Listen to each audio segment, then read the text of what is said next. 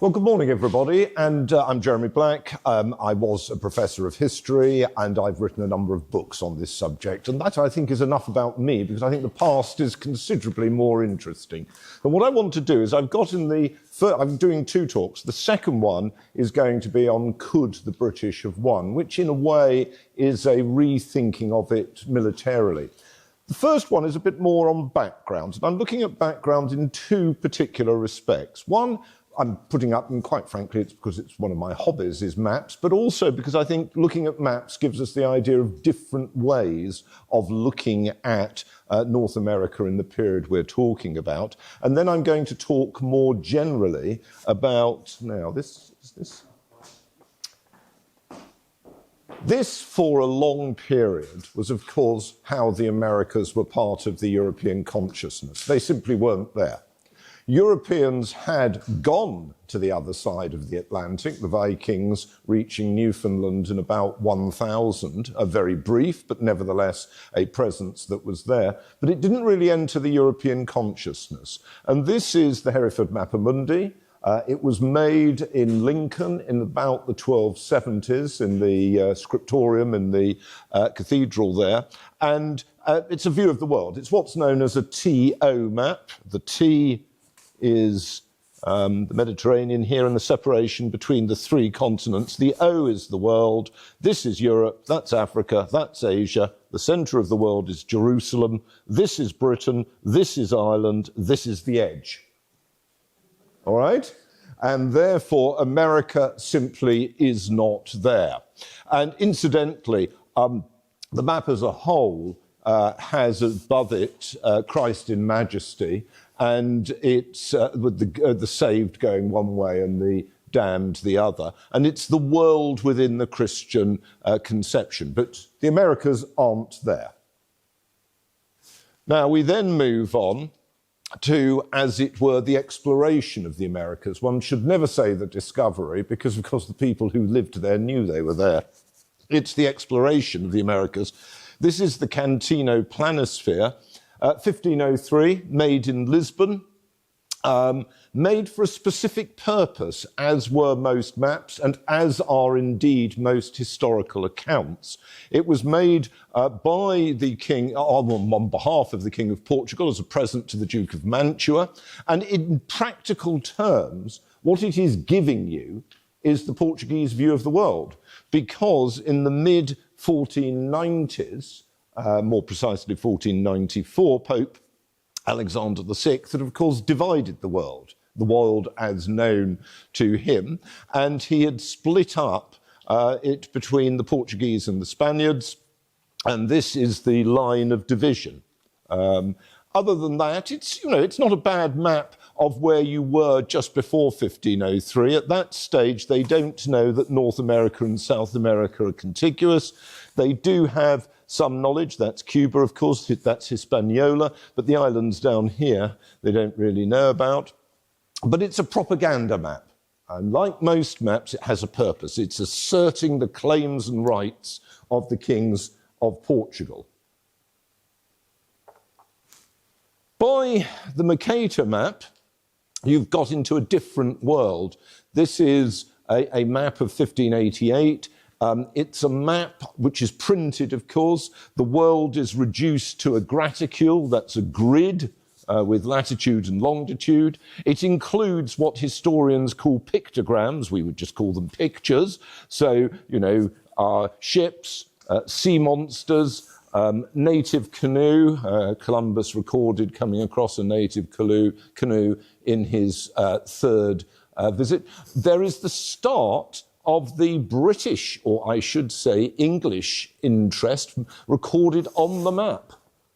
Nova Albion, that reflects Francis Drake claiming that land on the second circumnavigation of the world. The first was the Magellan one, the second was Francis Drake, the third was actually also English, it was Cavendish.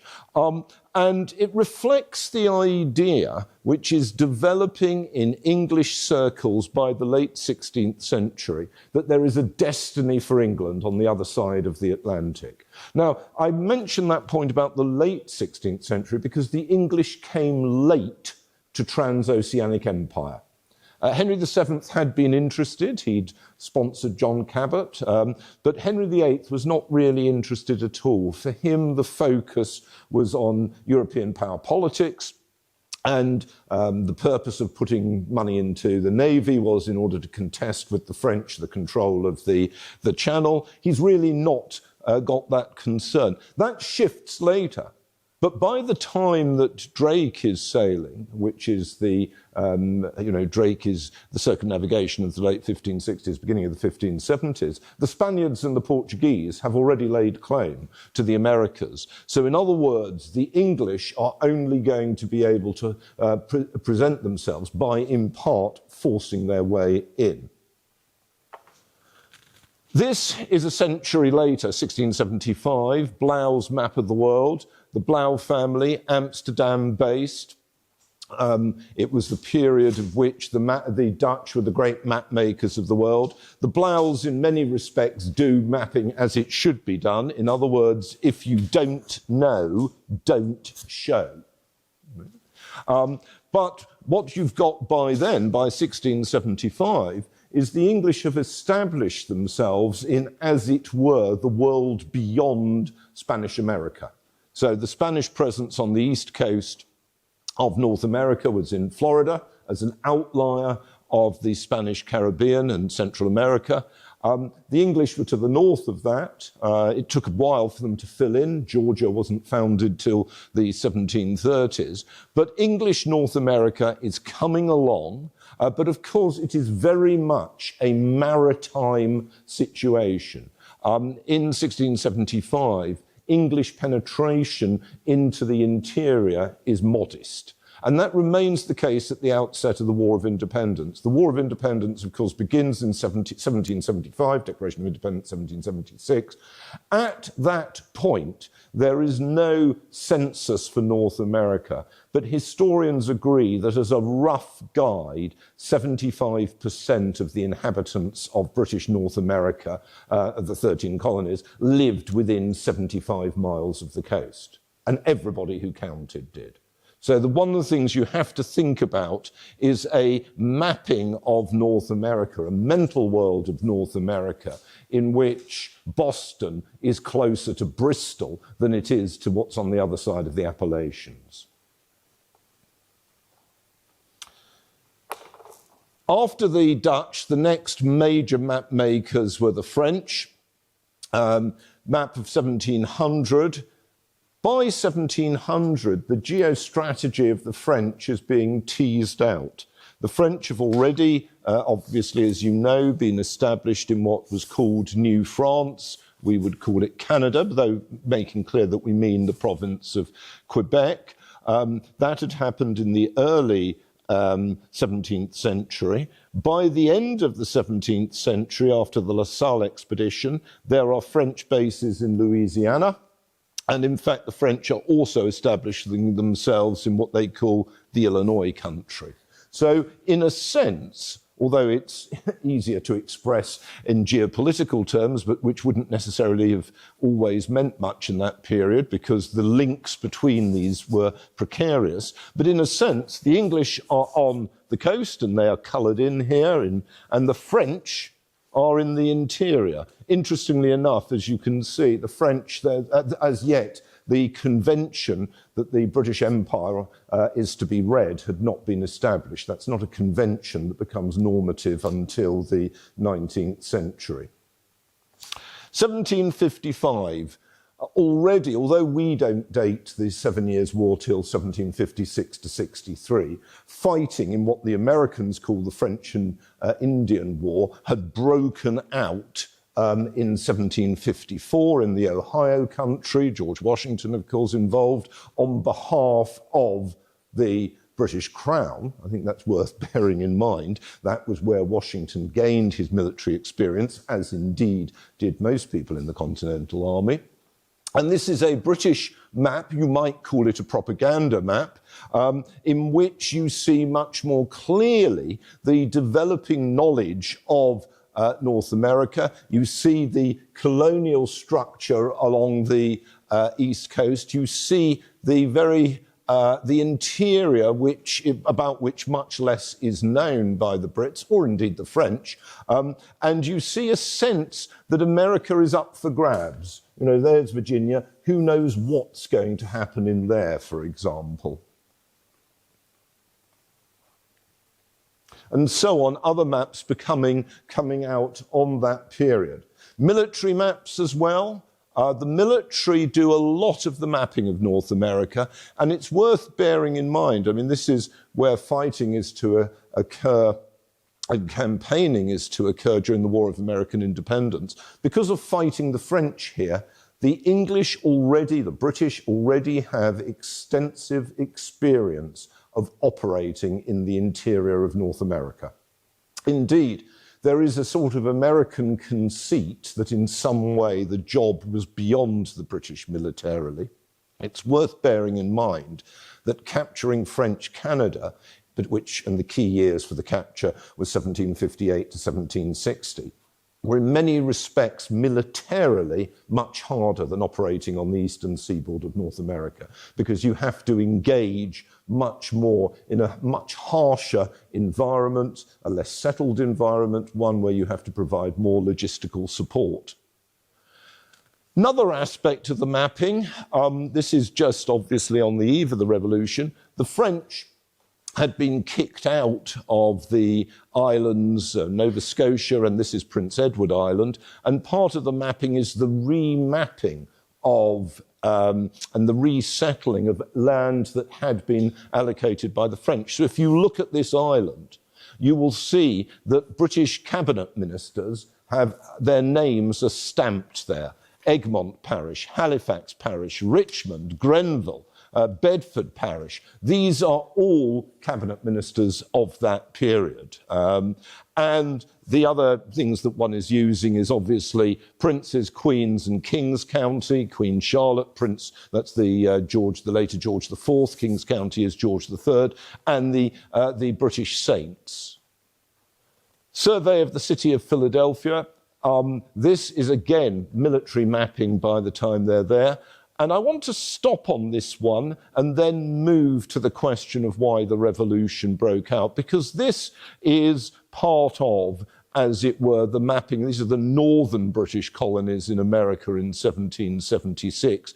It's an interesting map because it captures one aspect that's worth thinking about, particularly for an American audience, which is that not only, as Americans are, I think, familiar with, was the war in the 13 colonies a civil war with loyalists as well as patriots, both sides considering themselves Americans, as it were, but it was also a war which divided British North America in a way that was completely as it were, unpredictable and unpredicted. It was not the intention of either the American patriots or of the British Crown that you should end up a period of conflict with British North America split. As of course you'll know, in 1783, the British Crown remained the ruler of what we would call Canada. They saw it as instead a series of different colonies, Newfoundland, Nova Scotia, etc.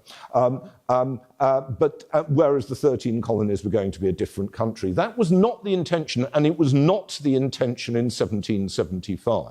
It is very important that we remember that when the fighting broke out in April 1775, the intention of those people fighting against the British Crown, on the whole, there were one or two exceptions, but on the whole was not to go for independence, and they didn't go for independence until the summer, in fact, July the 4th, 1776. And I think that's significant because in historical terms, what we so often do is take part in what is known as a teleology.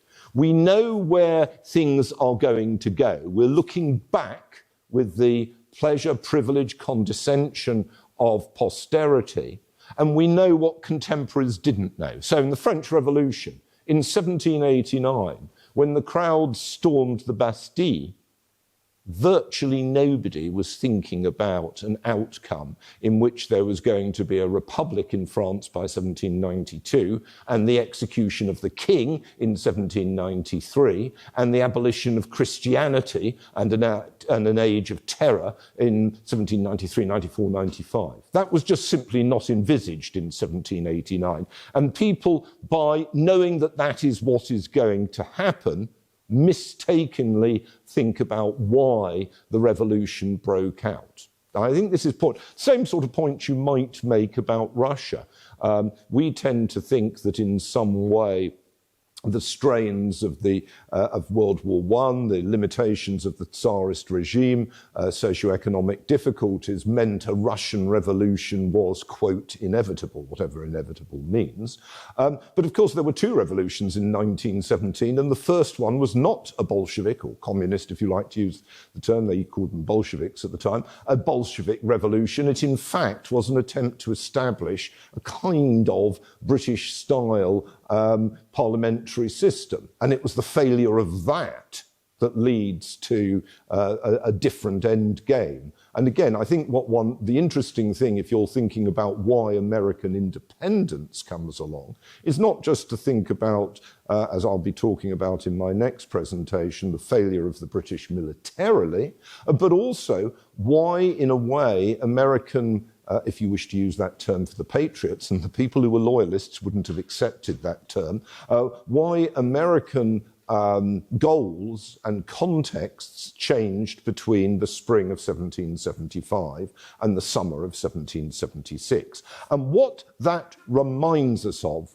was that this is a moving and very volatile situation in which, to use the modern American terms, situational awareness is limited on both sides of the Atlantic. I think it's fair to say that George III didn't really understand, and I've written a biography of him, didn't really understand what was going on the other side. He believed, like most of the British ministry, that opposition was concentrated in Massachusetts and that a show of strength there would overawe opposition. He didn't appreciate that there was a risk that the whole system would go under. And equally, I think it's fair to say that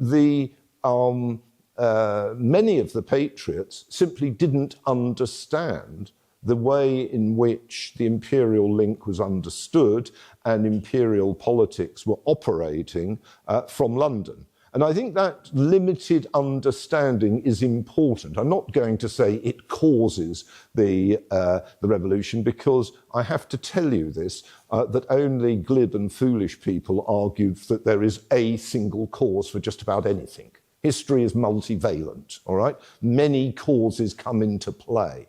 There are many factors involved, and one must always be very cautious about assuming a notion of inevitability. And if I might just flip briefly to the Russian Revolution, of course, Karl Marx argued that Russia wouldn't have a revolution because it was economically not very well developed. He was convinced that revolution would occur where in Europe first?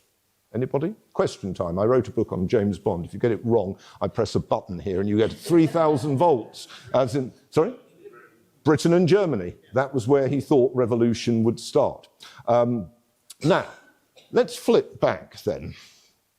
Was the imperial link getting stronger or weaker, and was it more or less likely to collapse in violence in the period we're talking about? Well, first, the background, of course, was success in war. Britain in the 7 Years' War, and the American colonists had played a significant role in this, including, as I mentioned, George Washington. Britain had emerged victorious in its war with both France and eventually, when the war widened out, Spain as well. And to an unprecedented extent. I mean, in 1762, the British captured both Havana and Manila from Spain, a feat only repeated by one other power, and that was with the benefit of steam power. That is anybody? No, America in 1898. America captured from Spain both Havana and Manila. So the British emerged with an enormous global reach capability. And clearly there was a unprecedented fiscal cost had gone in, but it's much better to emerge victorious, having spent a lot of money, rather than to emerge unsuccessful, having spent a lot of money. And at that point, it very much looked as though the empire was strong. This is a period in which there was the naming of new towns, of streets, after the figures in the British government, in the British Crown. A statue of George III is erected in New York City. There is a general aura of confidence in the 13 colonies, as well as in Britain, that the new king, George III, who'd succeeded his grandfather, George II, in 1760, would usher in a more successful and fair political system.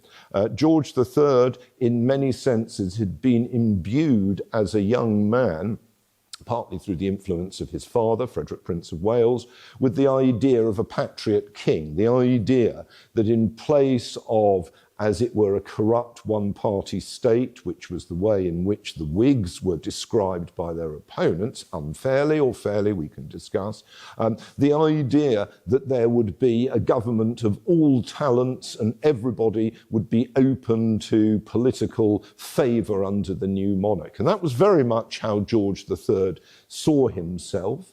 He was a young man with considerable enthusiasm and commitment to his role. He wasn't a voluptuary like his son and successor, George IV. And I think it's fair to say that that degree of enthusiasm was widely shared. There was a sense that British government, and in particular the old core Whigs, were tired. And literally, many of the ministers who were in place in 1760 were very old. I mean, George II himself had been born in 1683. The major minister in 1760, Thomas Pelham Hollis, Duke of Newcastle, had first become a Secretary of State in 1724. These were not young men. Other key figures in the ministry, John Lord Carteret, for example, had also become a Secretary of State in the 1720s, in his case, in 1721. So this was a government of old men. And instead of which, in 1760, a new, younger generation comes to the fore. Incidentally, that's to happen twice in George III's reign. It happens again, of course, in December 1783, when William Pitt the Younger, the age of 24, becomes Prime Minister, and Edward Gibbon, who had been a Member of Parliament, writes that people who he could remember as schoolboys are now running the country. This idea that a political system may well have failed, which was an idea which existed at the end of the American War of Independence, American Revolution, and that you need a new start. That idea was in a sense there in 1760, and it was launched with considerable optimism. Now, as we know, there is no shortage of the literature, and it's no point me repeating what you would probably all be familiar with. And the standard line is, of course, that they got it wrong, that in order to produce a situation in which they could pay down or contain the national debt, sort of thing would be inconceivable today to imagine that us in the best of all possible worlds would have a national debt. But the idea that they could, that's called irony for the benefit of people on the other, the idea that, that they should restrain costs, the idea that the new political situation on the other side of the Atlantic should see a degree of burden sharing, to use a modern term, and that this burden sharing should include money from the 13 colonies, more particularly that money should be spent on the garrisons in North America. And remember, there appeared to be a significant need for garrisons in North America because the war is followed very rapidly by Pontiac's Rising, or war, whatever term you wish to use, which was Native Americans doing considerable damage on the other side of the Appalachians and putting in quite a heavy burden on. And there were indeed, as you may know, other Native American risings during the run-up to the independence war, Cherokees, for example. And on top of that, there's anxieties about France and Spain wanting revanche and therefore possibly striking at British colonies. So there is this sense in London that there ought to be burden sharing. That sense is unwelcome in the 13 colonies, and indeed it ought to be said in the West Indies, in those colonies. And there is, not least because there is a post-war economic crisis, as there had been after the previous war, the War of the Austrian Succession. There is a liquidity crisis which makes it hard, literally, to pay taxation because we're in a bullion-based system in that period. And all of that leads, as you probably know, through the Stamp Act crisis, the Townsend duties, the Boston Tea Party, to inevitable breakdown. Well, does it? I mean, that's very simple stuff. I mean, if one wants to be realistic about this, the fuss that the British government encountered in the North American colonies in the 1760s was modest compared to the problems that British governments had encountered in the 18th century in both Scotland and Ireland. And indeed, as far as the 1760s are concerned, is modest compared to what's going to come in Ireland within 3 decades. So one's got to be clear about this. Our idea of breakdown, political violence, is one that, in a sense, is conditioned by later assumptions. And those later assumptions are themselves somewhat nebulous. In other words, shock horror, British troops shoot down rioters in Boston. Well, actually, people of that generation, well, British troops had shot down rioters in London. They'd been violent rioting all over the place. There isn't a significant police force. The army is used for as it were, policing, and death itself is not as consequential in that culture as it might be in our culture. Although one has to be careful here, as we know in the United States, one sees the use of violence by the agents for policing purposes, and people just accept that's what happens. And if I might give a very quick historical analogy here, some years ago I had a visiting chair at the Australian Defence Force Academy, and I was sitting there on a Sunday morning reading The Australian, which is the equivalent of USA Today. And a gangster had been shot down in the Marriott in Melbourne in the late morning. And Melbourne's a city of several million people. And the headline was Murder Capital Australia. Anybody like to think how many people that the Australian informed one had been killed in the previous 5 years in this, den of iniquity? Anybody? Well, the answer was 25. In other words, death rates are relative. What might shock us in a different culture or in a different time period would have not necessarily had that context. British policing, on the whole, through the military in the 1760s, was in accordance with the norms of the system. It was in accordance with the norms of the system that there should be a fair amount of also violent jostling against authority.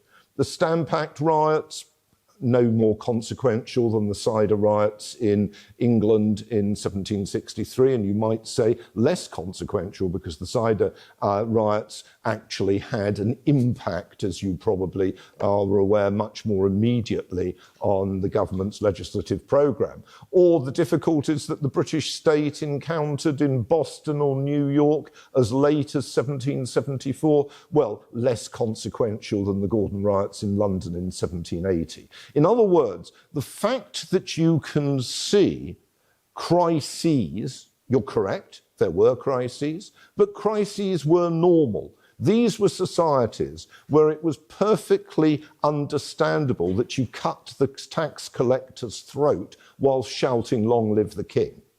It's not, to us that is a sort of almost an impossibility to think about. In the American case of American public culture now, it's a more easy thing to think about because of the American tendency to often have paranoid anxieties or deep state anxieties about government.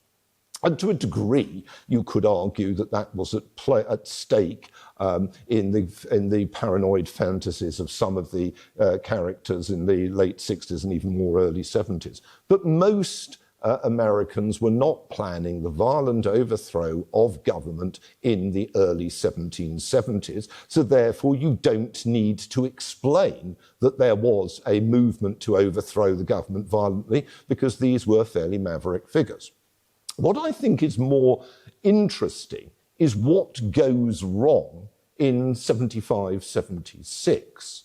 And you've got different scholars here, and Andrew O'Shaughnessy has written a very distinguished book on the men that lost America, and he may well adopt a different approach. So I'm only simply giving you my approach and what one ought to be reminded of when one's thinking about an individual approach is a simple point. It's the best lecture I ever heard was in 1975.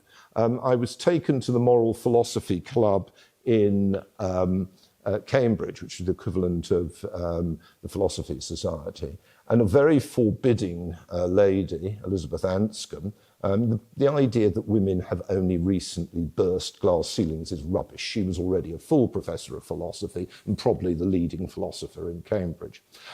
She was sitting there smoking a full-length Havana, wearing a monocle and wearing the gown of her most famous protector, Wittgenstein. You can look at that remark in any way you like.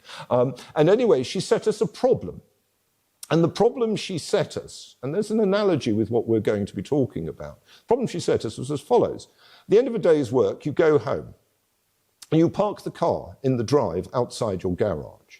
You go inside the house and take the keys with you. The garage remains locked all night.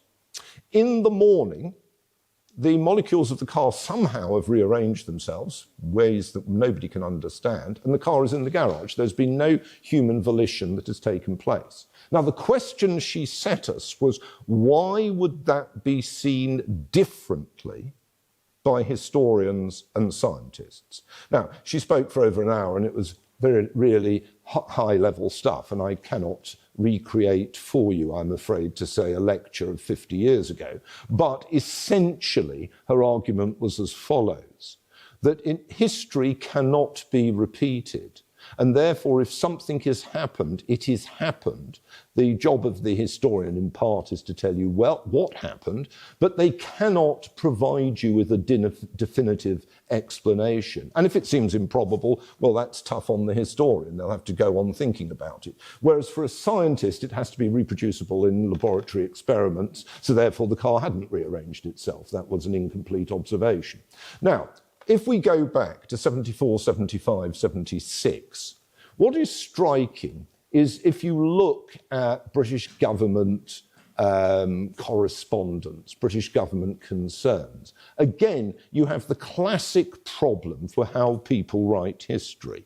Most people write history by knowing that something is going to happen and therefore writing about it. So, for example, they will give the impression that, let us say, in the 1980s, the most important thing for the Conservative government of Margaret Thatcher was whatever they're going to be writing about. The Irish question, the Cold War, confrontation with the miners, relationships with the European Union. Whereas, as you will know if you've read Charles Moore's superb 3-volume work on Mrs. Thatcher, it's the simultaneity of crisis that is so important.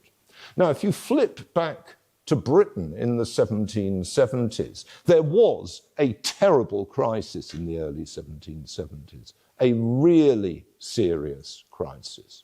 But it wasn't the one with America. And it's remarkable how little attention scholars have given it when they're writing about America. And that's because they're thinking within the box and they're not actually thinking about what concerned the government. The crisis was in 1770. It was the Falkland Islands crisis, when Britain became very, very close to war with both France and Spain over territorial claims to the Falkland Islands, which were claimed by Britain and Spain. The Spaniards had expelled a British base there.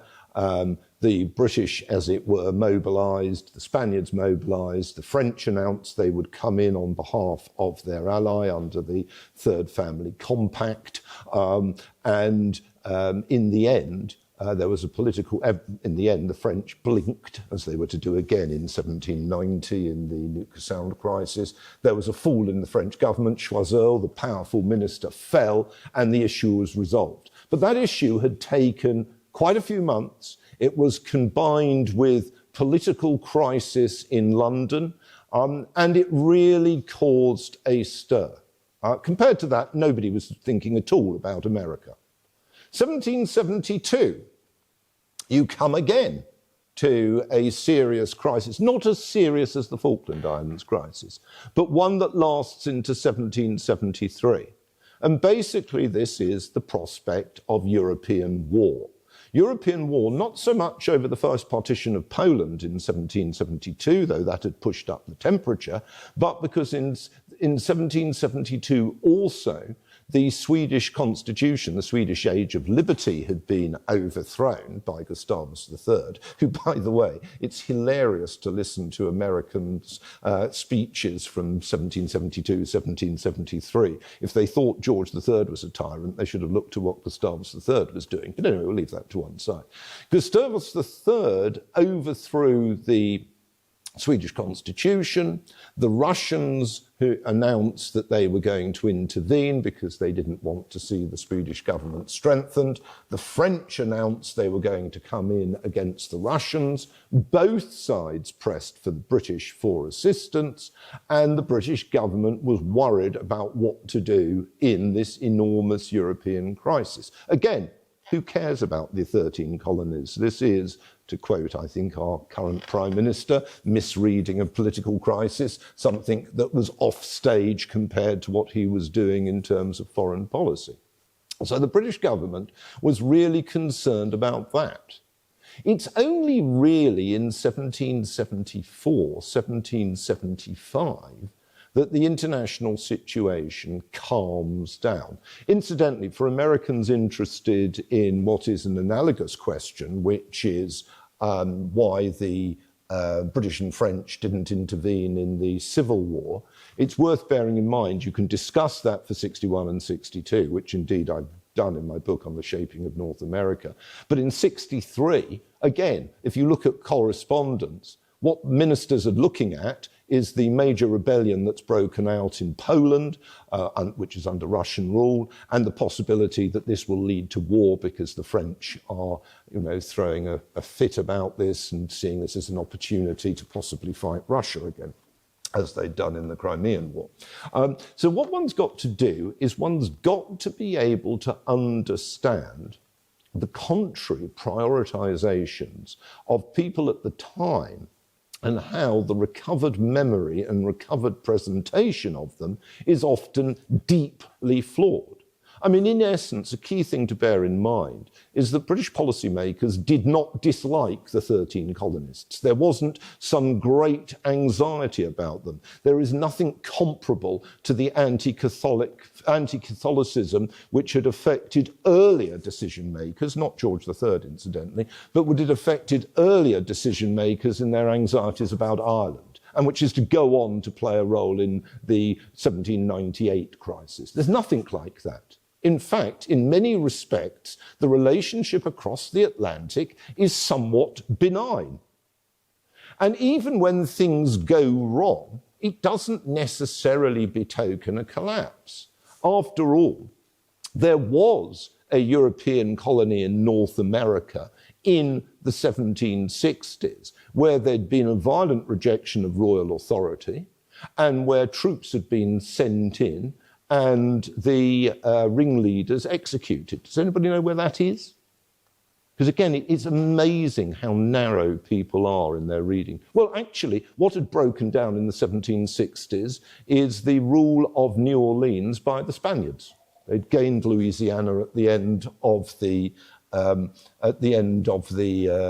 7 Years' War. There was a rebellion against Spanish rule in 1766. The Spaniards sent in troops. It was nasty. Nothing like that in the case of the British colonies. And one has to be seriously flawed in one's understanding of the relative nature of violence and colonial rule in that period not to see that there is a comparison worth talking about. Now, British government in 74, 75 is in a different situation. 74 itself is not a year in which colonial issues is to the forefront, because there's a major event in 74, which is a general election. Government, of course, is very small in that period. The ministers, the major ministers, particularly the Prime Minister, Frederick Lord North, First Lord of the Treasury, that is what his main concern is. George III follows election results and electioneering closely. That is what people's concern is. It is not with what is happening at a distance. Yes, there's always somebody that has to sign off on papers for that, but it's relatively marginal in comparison. If you're looking, for example, at key indicators, key indicator on royal policy is one that's always worth looking at, which is the reports of foreign diplomats when they speak to the king or when they speak to a Secretary of State. What are the king worried about? What's the Secretary of State talking to them about?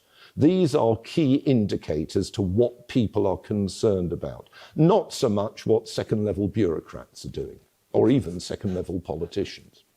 So, it's 75 where the situation, I would say, changes. And you could argue that in part, actually, there's still a failure to really understand what was going on. As Andrew Lambert can tell you, they had not prepared a fleet for the crisis that might arise. There was not, as it were, a war mobilization in order to impose some sort of control. There instead was an assumption that the seizure of arms dumps would in some way quieten down the crisis. And of course that goes wrong because of violent fighting, people getting killed, Concord and Lexington, and the siege of Boston, none of which had been anticipated, nor was within some government playbook marked autocracy how we impose this. And indeed, at that point, the British state militarily was, as it were, not really fit for a war. Or you could look at that differently, if you wish to look at that differently.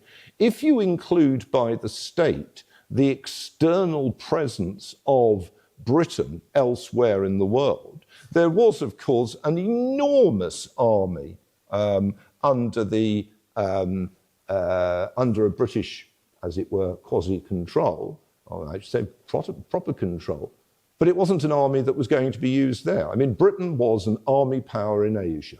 The army of the East India Company in 1782, for example, is 115,000 men strong. You know, this is, and incidentally, the East India Company also has its own fleet.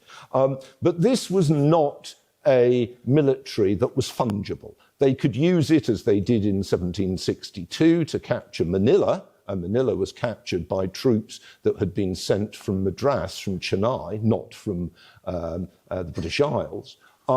But this was not fungible and was not usable in North America. It was actually, though, of course, an illustration of the multifaceted nature of empire of that period. And of course, that was one of the backgrounds to the Boston Tea Party, which is the attempt to provide some integration in economic and fiscal terms, more particularly fiscal terms, between India and consumption of tea in British colonial contexts. But the British state was not really ready for an Atlantic war at that period, nor I think it's fair to say, were anybody else. The French had been building up their fleet to an extent, so had the Spaniards, but in the mid-1770s, they were not preparing to fight the Brits. The Spaniards sent a major expedition out in the mid-1770s, but it was not against Britain. It was an attempt, unsuccessful and repeated, again unsuccessful in the 1780s, against Algiers. And for Spanish policymakers at that point, and again, look at where they're sending their troops. Don't spend your time reading occasional documents that somebody has found energetically showing that the Spaniards were primarily concerned with the British North American colonies. They weren't. They were much more concerned with the Western Med. They were much more concerned about the Spanish interests in Italy. They were much more concerned about the Spanish situation in North America.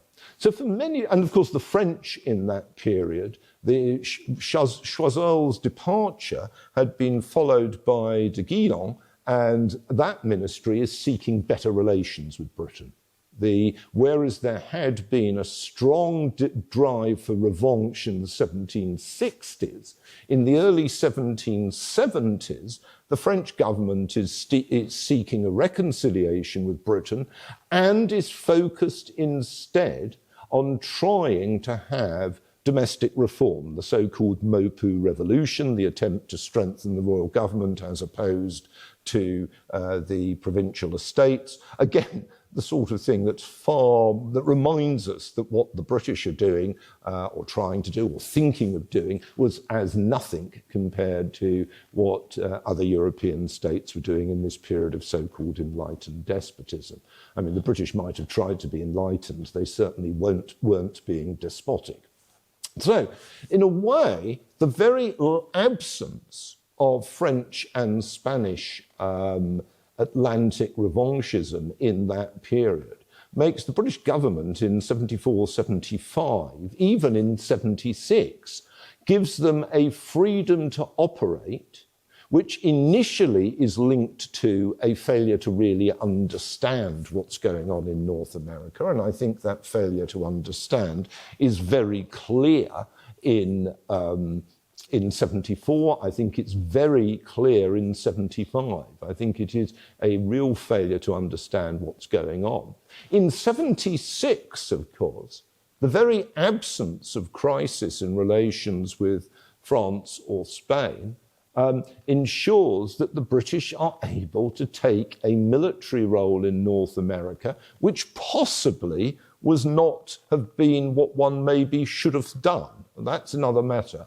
But it's worth bearing in mind that the army that Howe commands when it's landed at Staten Island in the summer of 76 is the largest army that the British have sent abroad hitherto. That army can be spared because there's nothing much else to have to worry about. Indeed, in 75, 76, British India is quiet as well. So whereas in the 1750s and 1760s, British regular troops and regular warships had been sent out to supplement the forces of the British East India Company, that is not necessary yet. It's to become necessary, but it's not necessarily yet for British India.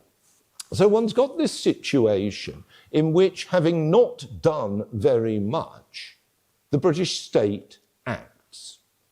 And that, I think, is the context within which to understand the Declaration of Independence. This is a personal view, and others will have a different approach to it, not least one in which they emphasize more the dynamics of trying to create a new American polity.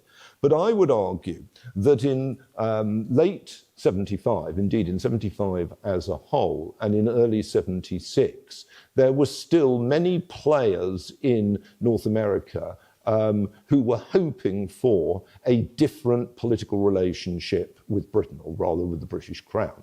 And these were not simply those people who we might term loyalists. These were many people who were to be and would have considered themselves as, at the time, patriots. And they were doing that for a number of reasons. One being they didn't wish to fight a war with Britain. Two, they didn't wish to fight a civil war. Three, that they thought that in a context of an international situation, which might in the future become hazardous, it was advantageous to maintain the British link. And four, because there were obviously, in an age of protectionism and imperial trading systems, major advantages to staying in with the British system. The idea of free trade was not one that, shall we say, was much to the forefront in the 18th century, by which I don't mean nobody envisaged it, but it was very uncommon as an idea.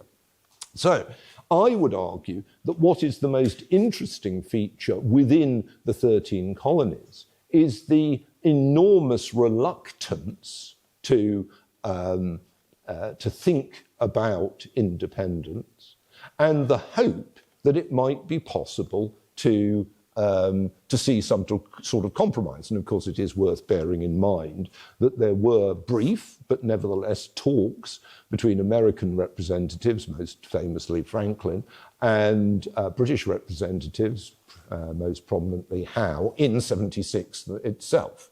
And there was a hope that something could be finessed. Was that viable or not? In other words, could a war have been avoided, or a war of independence have been avoided? Well, I don't know. I simply don't know. I'm going to be looking in the next talk about the military side. In the political side, I think the point is that nobody knows what's going on. It isn't clear how coherent the alliance is going to be between the 13 colonies, how viable that is in constitutional, political, fiscal or military terms. It's not clear in the case of the people in the colonies whether British policy might itself change, whether North might be replaced by a politician who is seen, fairly or unfairly, as more pro-American, namely William Pitt the Elder. And there had already been an arresting failure, in the sense of the failure of the assault on Quebec City, to remind the patriots that militarily fighting the British was not necessarily going to be easy, even if in March 76 they were able to finally kick them out of Massachusetts. And this sense of unpredictability is, I think, one well worth considering. And if I might just briefly use the analogy of the American Civil War, the unpredictabilities there included whether there would be external intervention or not.